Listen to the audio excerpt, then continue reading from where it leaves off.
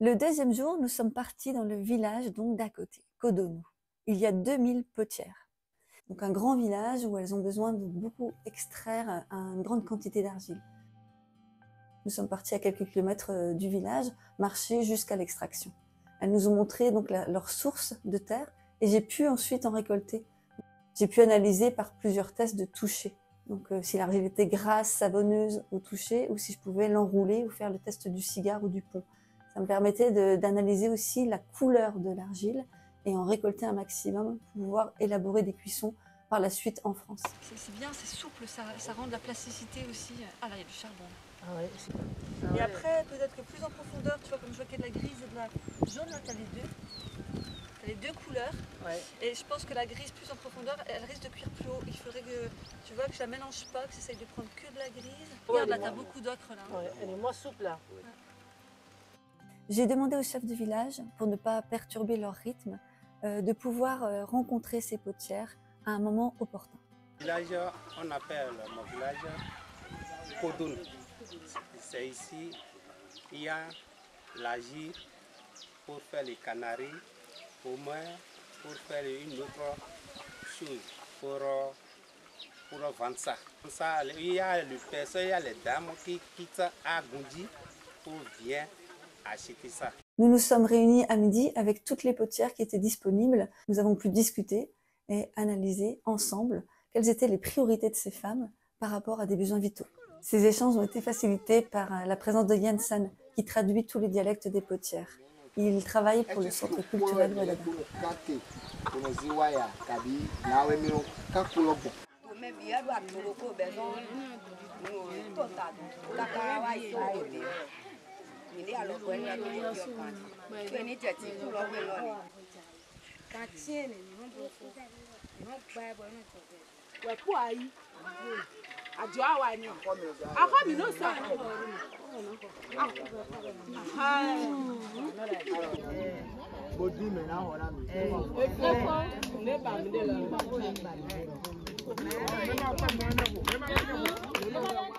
L'échange avec les potières a été très dynamique avec les jeunes femmes qui prenaient la parole facilement pour nous donner leurs besoins. 6 points ont été présentés, importants. Le premier était la cuisson.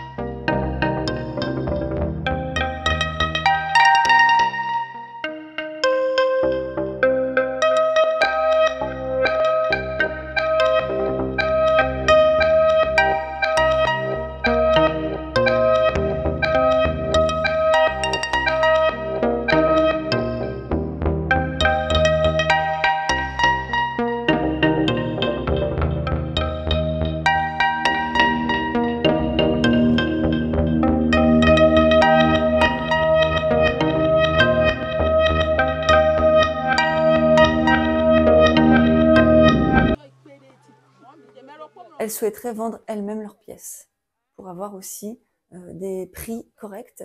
Donc leur 5e point de demande était un prix équitable par rapport aux autres villages de potières.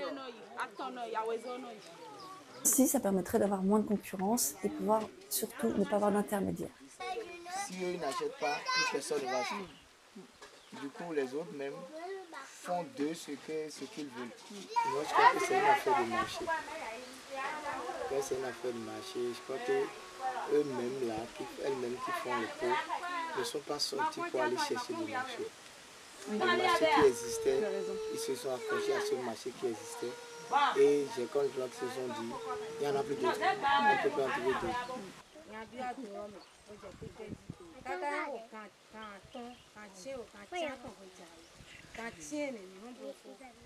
Le 6e point était une demande de formation. Les potières aimeraient apprendre à travailler les poteries beaucoup plus finement, plus grandes, ou plus petites comme les arts de la table pour faire de la vaisselle, assiettes, bols, tasses et surtout plus étanches.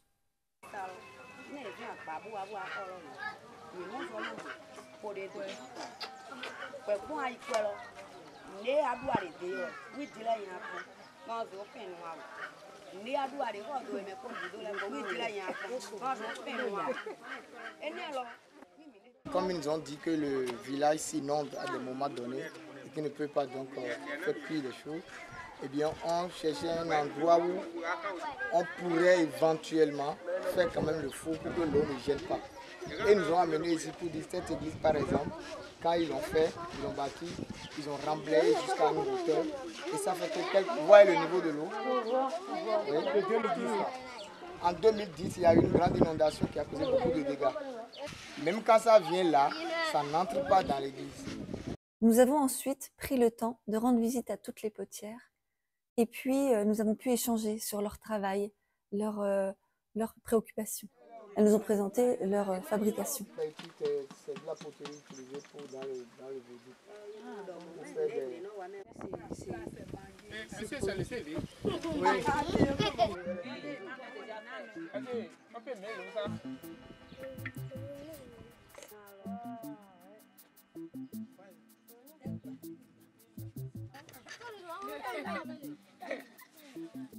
Donc, elles ont travaillé principalement avec de la terre très souple qu'elles ont foulée au pied.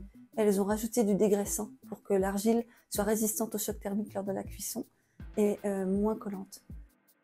Elles fabriquent les jarres à partir de colombins légèrement aplatis et tournent autour de la pièce. Chaque potière travaille devant son foyer et a un petit espace pour pouvoir conserver toutes les poteries fabriquées lors de la journée. J'ai pu analyser leur travail de décor, de grattage et de finition des fonds des pots.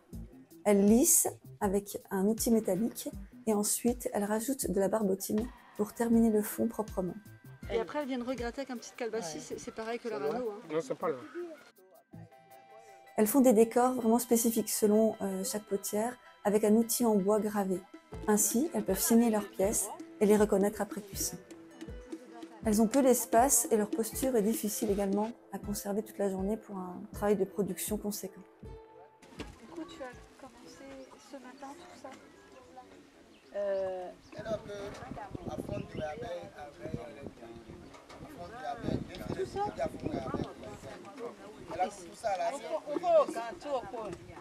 a commencé depuis 6 heures du matin. Elles en fabriquent entre 20 et 40 selon leur état de fatigue. Moi, je m'appelle Abono Florence.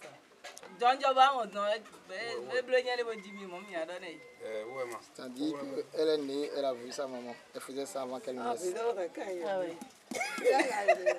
oui.